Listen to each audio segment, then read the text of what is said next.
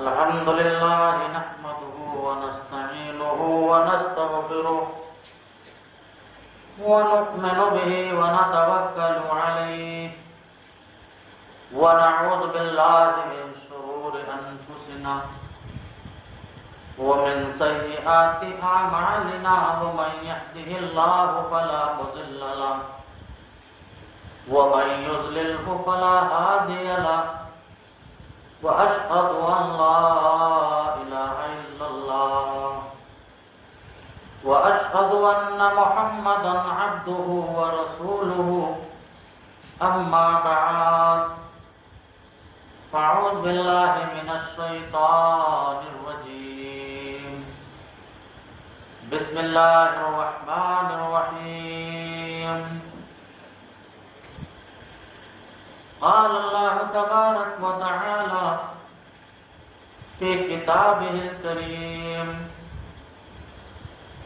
فلما نسوا ما ذكروا به فتحنا عليهم أبواب كل شيء حتى إذا فرحوا بما أوتوا أخذناهم بغتة فإذا هم مبلسون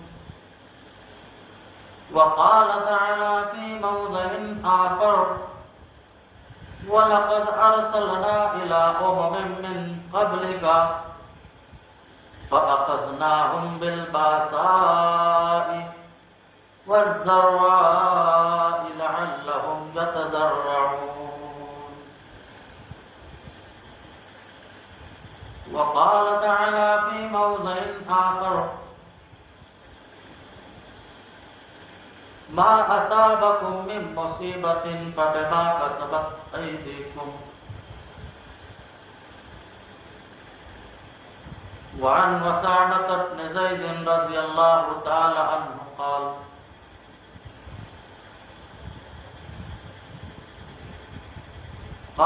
قال النبي صلى الله عليه وسلم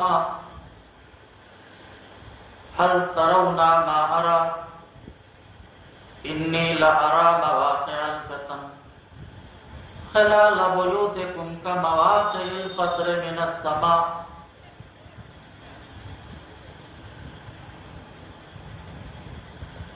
أخرجه مسلم والبخاري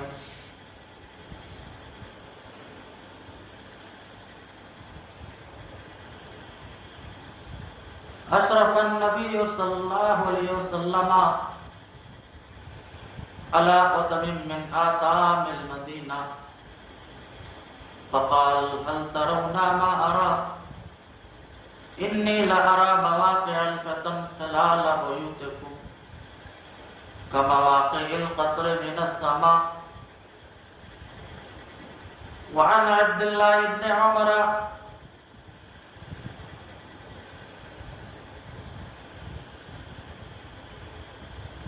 أقبل علينا رسول الله صلى الله عليه وسلم فقال يا معشر المهاجرين خمس خصال إذا ابتليتم بهن وأعوذ بالله أن تدركوهن لم تظهر الفاحشة في قوم قط حتى يعلنوا بها إلا فشا فيهم الطاعون والأوجاع التي لم تكن مضت في أسلافهم الذين مضوا ولم ينقصوا المقيال والميزان إلا أخذوا بالسنين وشدة المؤونة وجور السلطان عليهم ولم يمنعوا زكاة أموالهم إلا منعوا القطر من السماء ولولا البهائم لم يمطروا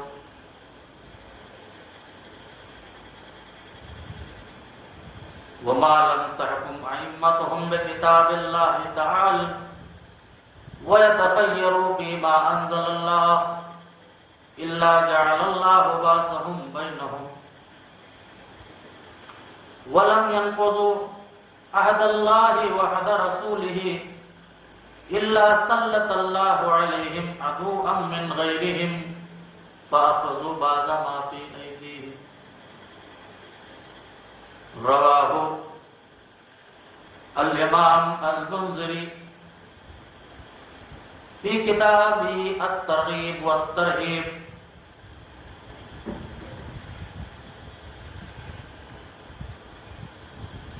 سامعین کرام، قرآن کریم کی 3 آیتیں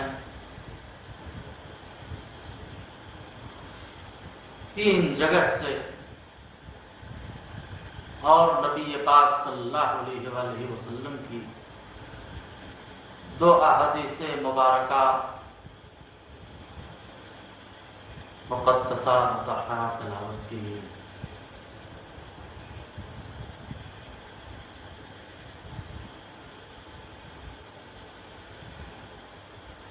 پہلی حدیث راوی حدیث اسامہ ابن زید بیان فرماتے ہیں، اشرف النبی صلی اللہ علیہ وسلم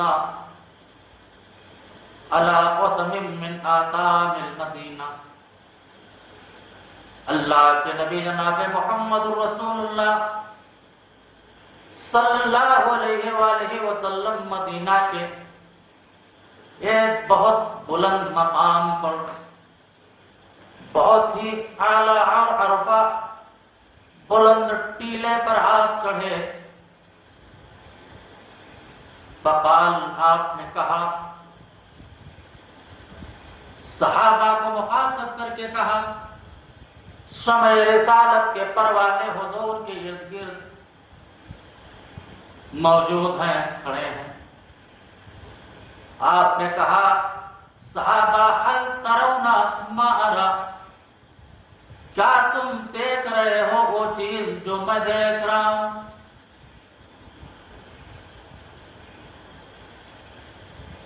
آپ نے کہا، انی لأرى مواقع الفتن خلال بیوتکم۔ اے صحابہ کرام کی جماعت، میں تمہارے گھروں کے درمیان، تمہاری بستیوں کے درمیان، تمہاری آبادیوں کے درمیان فتنہ دیکھ رہا ہوں۔ کمواقع القطر من السماء، جیسے کہ آسمان سے بارش ہوتی ہے، ایسے ہی فتنے آسمان سے نازل ہو رہے ہیں۔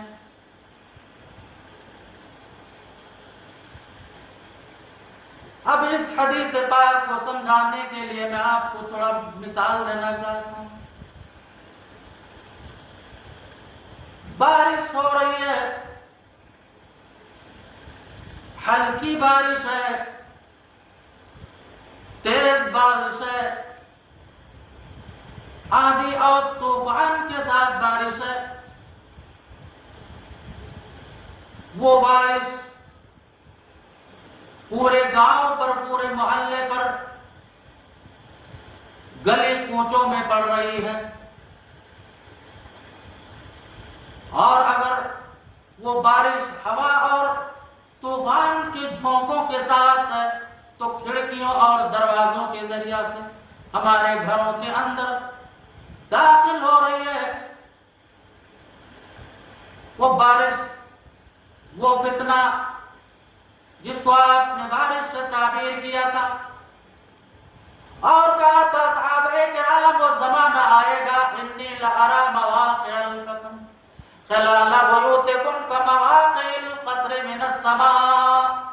بارش ہو رہی ہے، آسمان سے بارش کے قطرے نازل ہو رہے ہیں، سماج پر، معاشرے پر، سوسائٹی پر پڑ رہے ہیں، گاؤں کے محلے میں پڑ رہے ہیں، گلی کوچوں میں پڑ رہے ہیں، جھونکوں کے ساتھ، آندھی طوفان کے ساتھ۔ اگر وہ بارش ہوا ہے تو کھڑکیوں کے ذریعہ سے، روشن دانوں کے ذریعہ سے ہمارے گھروں کے اندر بھی اس کے چھینٹے پڑ رہے ہیں۔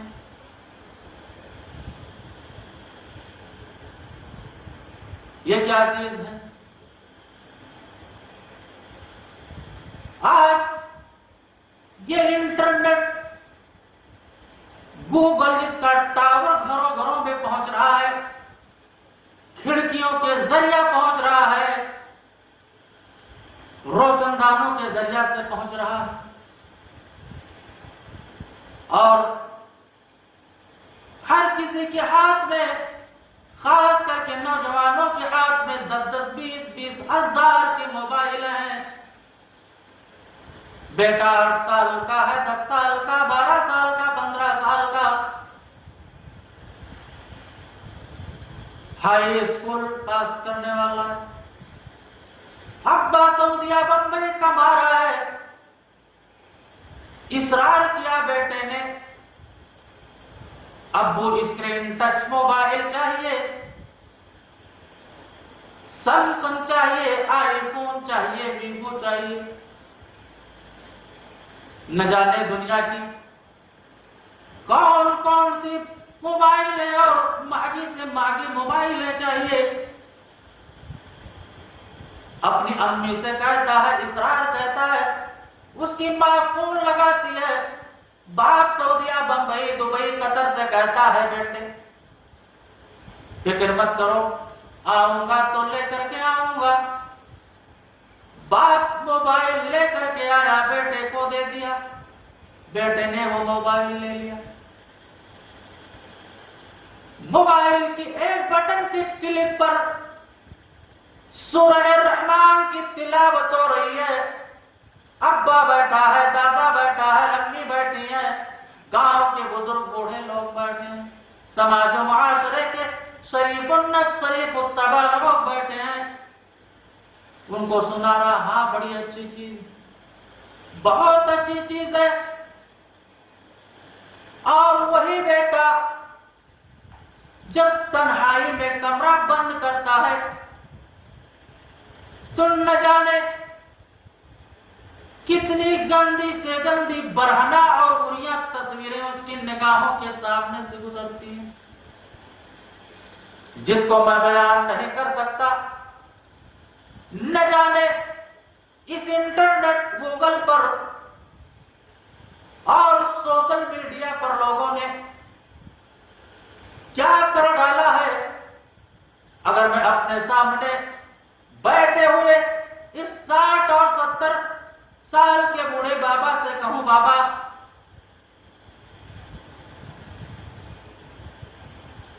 یہ چیز آپ دیکھ رہے ہیں، یہ کیا ہو رہا ہے، وہ ہمارے شرم و حیا کی اپنی آنکھیں بند کر لے گا، بیٹا یہ کیا ہو رہا ہے، زمانہ کیا کہاں پہنچ گیا، سماج میں کیا ہو رہا ہے، معاشرے میں کیا ہو رہا ہے۔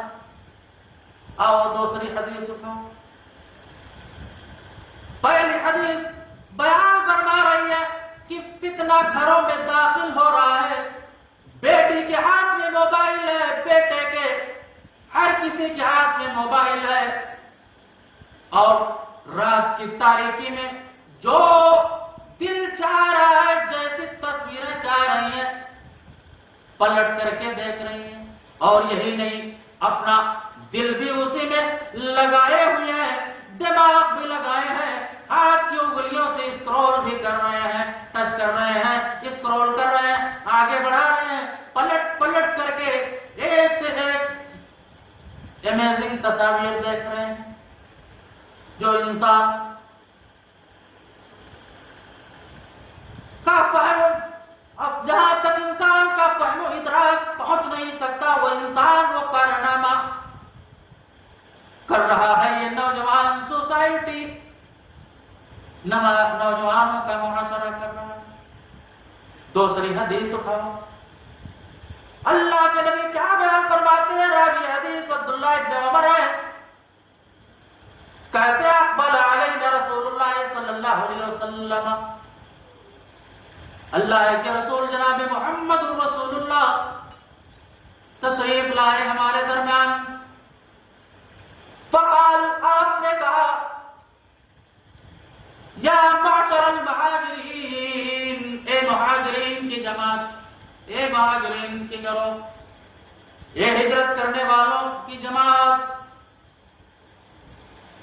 اے مکہ سے مدینہ آئے ہوئے لوگوں کی جماعت، اللہ کے نبی جناب محمد رسول اللہ کی عادت ہوتی کہ آپ مجلس میں جتنے لوگ موجود ہوتے سب کو آپ مخاطب کر کے خطاب کرتے، لیکن معلوم ایسا ہو رہا ہے کہ اس روز مہاجرین صحابہ کی تعداد زیادہ تھی۔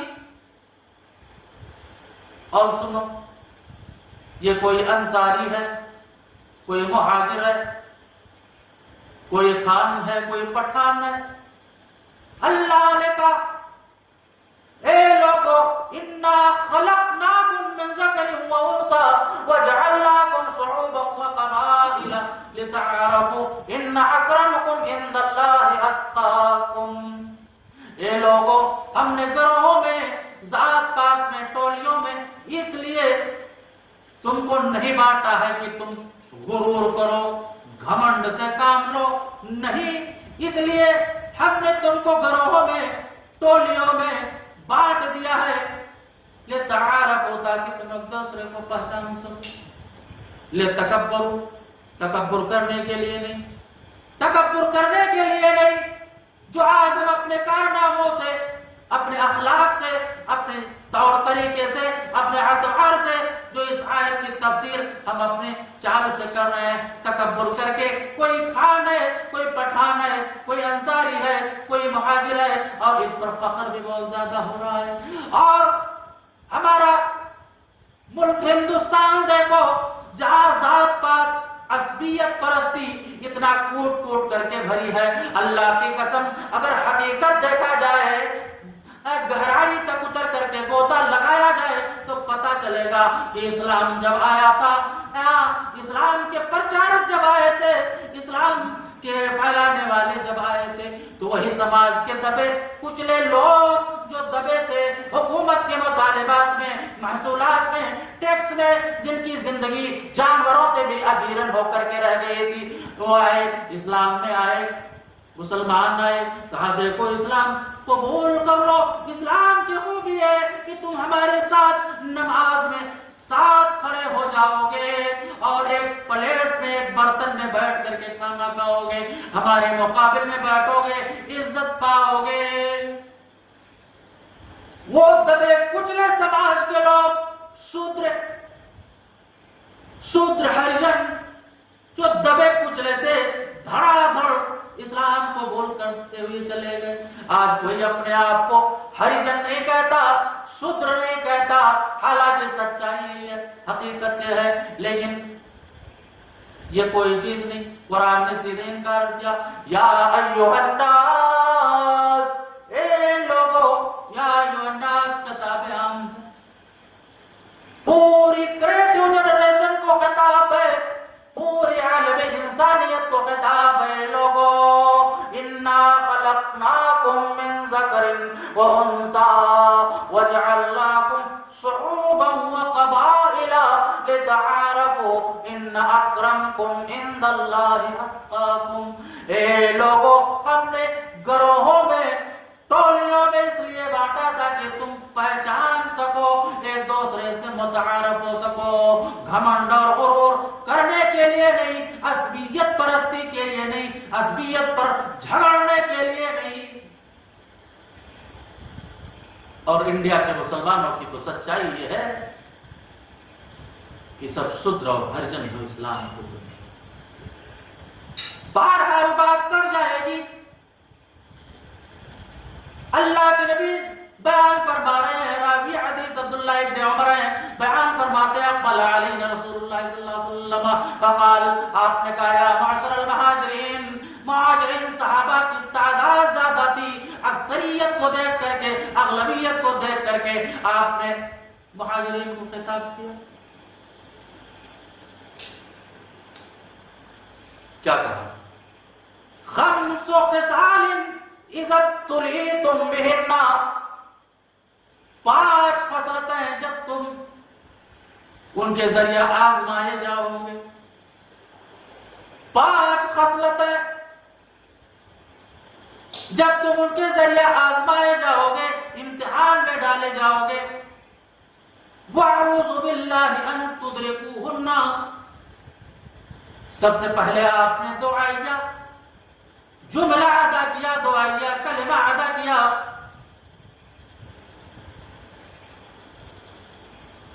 لم تظہر الفاحشۃ فی قوم قط حتى يعلنوا بها الا فشا فیہم الطاعون۔ جب کسی قوم، کسی خاندان، کسی قبیلے، کسی سماج، کسی سوسائٹی میں کھلے عام برائی ہونے لگتی ہے، فشا فیہم الطاعون، تو اس سماج میں، اس سوسائٹی میں، اس کلچر میں طاعون کی بیماری، مہلک طاعون کی بیماری، مہاماری پیدا ہوتی ہے۔ ہمارے نریندر مودی جی جس کو مہاماری کا نام دے رہے ہیں، میں اس کا انکار تو نہیں کر رہا ہوں، لیکن اگر سب سے بڑی مہاماری کہا جائے تو وہ طاعون کی بیماری ہے۔ وہ طاعون ہے جس محلے میں، جس شہر میں، جس علاقے میں آتا ہے، 50 لاشیں ایک ساتھ نکلتی ہیں، وہ طاعون کی بیماری ہے۔ جب برائیاں کھلے عام ہونے لگیں گی، گھروں کے اندر بچے بچیاں 20 ہزار کی موبائلیں لے کر کے، 10 ہزار کی موبائلیں لے کر کے، اور وہ فتنہ جو کھڑکیوں کے ذریعہ سے گوگل کا ٹاور، انٹرنیٹ پہنچ رہا ہے، اور اڑیا تصویریں، ننگی تصویریں پہنچ رہی ہیں، انگلی سے اس کو پلٹ کر کے، اسکرول کر کے، بدل کر کے اس کو نہ جانے کیا کیا چیزیں دیکھ رہے ہیں۔ کھلے عام برائی ہو رہی ہے، دادا سمجھ رہا ہے، باپ سمجھ رہا ہے، آجا سمجھ رہا ہے، میرا بیٹا، میری بیٹی بہت شریف ہے، بابا اگر کچھ کہہ دیا، دادا کچھ کہہ دیا تو سورہ رحمان کی تلاوت سنانے لگے، یا کسی عالم کی تقریر لگا دیا، دادا سمجھ گیا، ابا سمجھ گیا، ہاں بیٹا پڑھائی کر رہا ہے۔ گणित کا کوئی سوال نکالا، کوئی کوشچن حل کرنے لگا،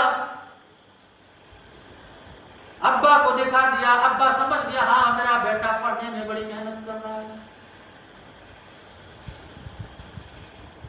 لیکن وہ تنہائی میں، بند کمرے کے اندر نہ جانے کیا کیا کرتا ہے۔ وہ بچے اور بچیاں، یہ سماج اتنا بگڑ چکا ہے، یہ بچے اور بچیاں پوری رات 2-2 2:30 بجے تک واٹس ایپ پر گپ شپ کرتے رہتے ہیں، چیٹ کرتے رہتے ہیں، اور گندی سے گندی پوریا برہنہ تصاویریں دیکھتے ہیں جو انسانوں کی نگاہوں کو نہیں دیکھنا چاہیے۔ آپ نے کہا طاعون پھیلے گا جب بے حیائی عام ہوگی، اور بے حیائی کو عام کیا ہے گوگل نے، موبائلوں نے، اسکرین ٹچ موبائلوں نے۔ والعوجاء التي، وجہ کے معنی درد، جمع اوجاع، اور ایسے بھیانک درد پین جسم کے اندر اٹھیں گے، لم تکن مضت فی اسلافہم الذین مضوا، ایسی مہلک بیماریاں جنم لیں گی جو بیماریاں ان کے باپ دادا میں نہیں پائی گئی ہوں گی۔ آج ہمارے باپ دادا نے ان بیماریوں کا نام بھی نہیں سنا ہوگا، نہ سنے تھے، جو مر گئے 20 سال پہلے گزر گئے، ان کو معلوم نہیں کہ ایسی مہلک بیماریاں آئیں گی۔ بیماریوں کی لسٹ دیکھو، ملیریا ہے، چکن گنیا ہے، ایبولا ہے، سارس ہے، ڈینگو ہے، انفلوئنزا ہے، اور اتنی مہلک بیماریاں جنم لے چکی ہیں۔ اور یہ کووڈ-19 کا دور چل رہا، سب سے کم وقت اگر کسی مرض، کسی وبا کی دوا کے بنانے میں لگا ہے تو وہ مرض ہے ایبولا، جس کی ویکسین بنانے میں 3 سال لگے ہیں۔ اس سے پہلے کوئی ویکسین بن کر کے آئی ہی نہیں ہے۔ ملیریا کی ویکسین ابھی بھی نہیں آئی ہے۔ ہائیڈراکسی کلوروکوئن جس کا نام لوگ لیتے ہیں وہ ایک روک تھام ہے، وہ علاج نہیں ہے۔ چکن گنیا کا کوئی علاج نہیں ہے، ملیریا کا کوئی علاج نہیں ہے، جاپانی بخار کا کوئی علاج نہیں، ڈینگو کا کوئی علاج نہیں، انفلوئنزا کا کوئی علاج نہیں۔ پورے ورلڈ میں، پوری دنیا میں چکن گنیا سے 24-25 کروڑ لوگ افیکٹڈ ہوتے ہیں۔ پوری دنیا میں 24-25 کروڑ لوگ چکن گنیا سے افیکٹڈ ہوتے ہیں، اور قریباً ڈینگو اور ملیریا سے بھی اتنے ہی افیکٹڈ ہوتے ہیں، جس میں سے 3.5-4 لاکھ کی موت ہو جاتی ہے، 3-3.5 لاکھ انسان مر جاتے ہیں، موت کے گھاٹ اتر جاتے ہیں۔ یہ ہمارے گناہوں کے نتیجے ہیں۔ سینس افیکٹ آن باڈی، گناہ پاپ انسان کے جسم کے اوپر افیکٹ ڈالتے ہیں، اثر ڈالتے ہیں۔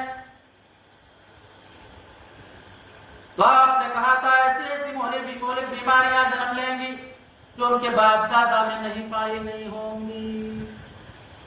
ملیریا، چکن گنیا، جاپانی بخار، سارس، ڈینگو، انفلوئنزا، ان بیماریوں کا نام آجانے پردادا نے نہیں سنا ہوگا۔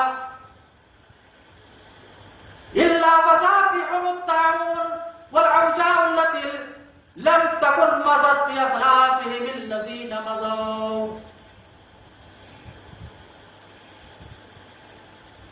ولم ينقصوا المقيال والميزان إلا أخذوا بالسنين وشدة المؤونة۔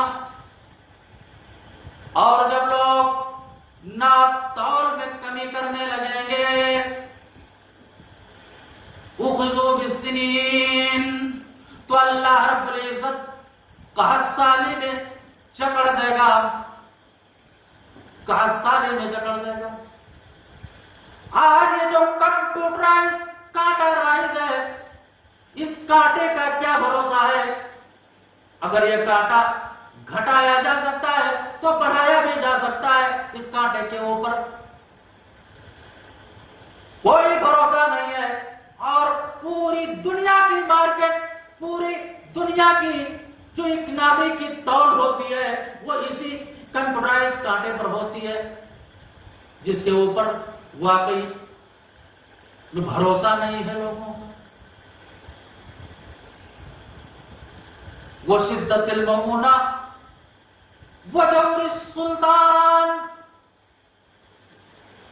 اور وہ شدت المعونتی اور بے روزگاری اللہ پیدا کر دے گا۔ وہ جور السلطان، اور بادشاہوں کا ظلم و ستم مسلط کر دے گا۔ وَلَمْ يَمْنَعُوا زَكَاةَ أَمْوَالِهِمْ إِلَّا مُنِعُوا الْقِطْرَ مِنَ السَّمَاءِ۔ اور جب لوگ اپنے مال کی زکوٰۃ نہیں دیں گے تو اللہ آسمان سے باران رحمت روک لے گا۔ وَلَوْلَا الْبَهَائِمُ لَمْ يُمْطَرُوا، اور اگر چوپائے نہ ہو تو بارش نہ ہو۔ وَلَمْ يَنْقُضُوا عَهْدَ اللَّهِ وَعْدَ رَسُولِهِ إِلَّا سَلَّطَ اللَّهُ عَلَيْهِمْ عَدُوًّا مِّنْ غَيْرِهِ فَأَخَذُوا بَعْضَ مَا فِي أَيْدِيهِمْ۔ چوتھی چیز اللہ کے نبی جناب محمد رسول اللہ بیان فرماتے ہیں، چوتھی چیز آپ بیان فرماتے ہیں، جب لوگ اللہ اور اس کے رسول کے عہد و پیمان کو پورا نہیں کریں گے، وَلَمْ يَنْقُضُوا عَهْدَ اللَّهِ وَعْدَ رَسُولِهِ، اللہ اور اس کے رسول کے عہد و پیمان کو پورا نہیں کریں گے، اللہ اور اس کے رسول کے احکام اور اس کے فرامین دھرم گرنتھوں پر عمل نہیں کریں گے لوگ، سلط اللہ علیہم عدوا من غیرہم، تو اللہ ان کا دشمن بنا کر کے ظالم بادشاہوں کو مسلط کر دے گا. فَأَخَذُوا بَعْضَ مَا فِي أَيْدِيهِمْ جو ان کے مالوں کا بہت سارا حصہ لے لیں گے.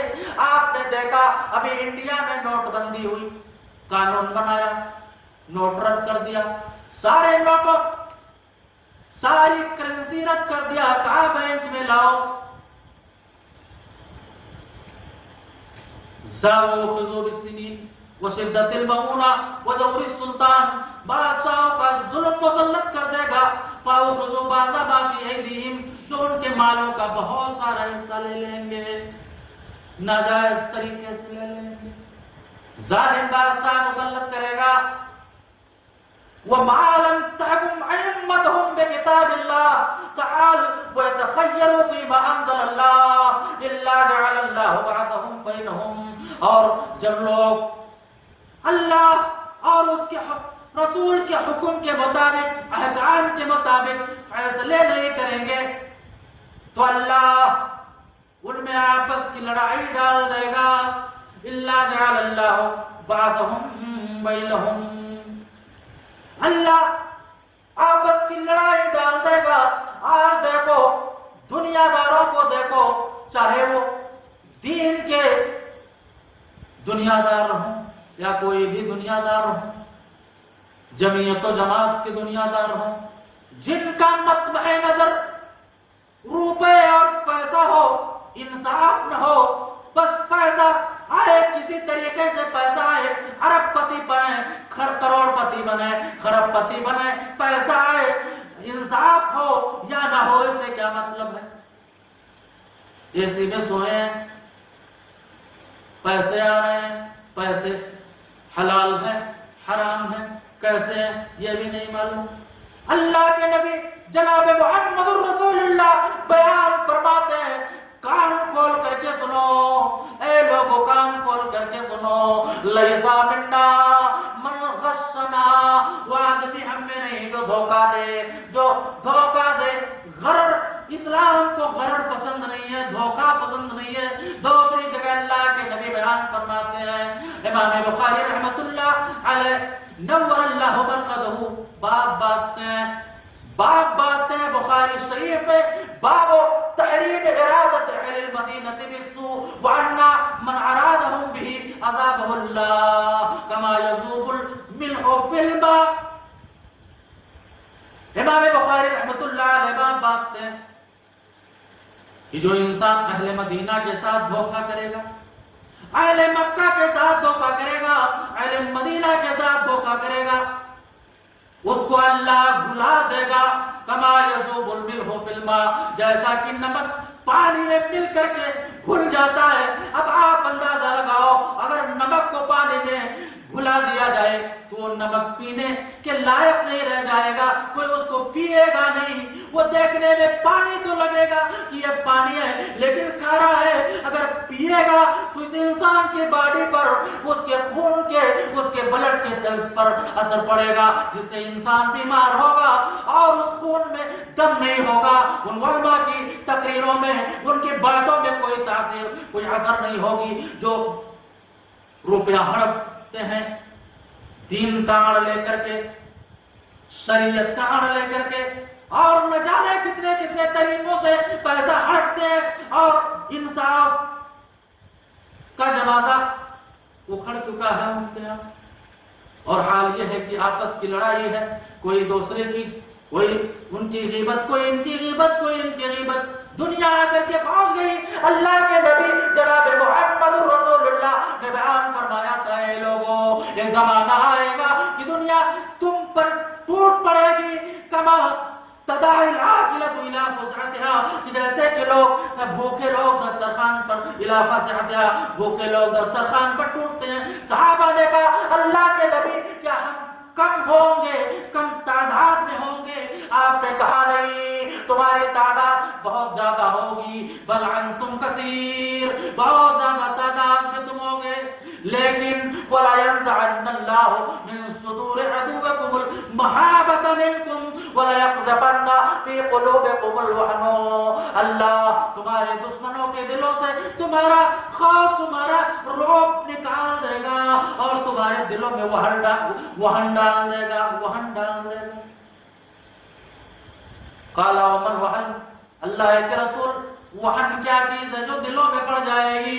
آپ نے کہا حب الدنیا وکراہیت الموت، تم دنیا سے محبت کرو گے، روپے اور پیسوں سے محبت کرو گے، اے سی میں سو گے اور جہنم کو بھول جاؤ گے، اللہ کو بھول جاؤ گے، اے سی کو ترجیح دو گے، دنیا پہ ٹوٹ پڑو گے اور یہی سوچو گے کہ روپیہ آئے، کرنسی آئے، ڈالر آئے، کہیں سے بھی آئے۔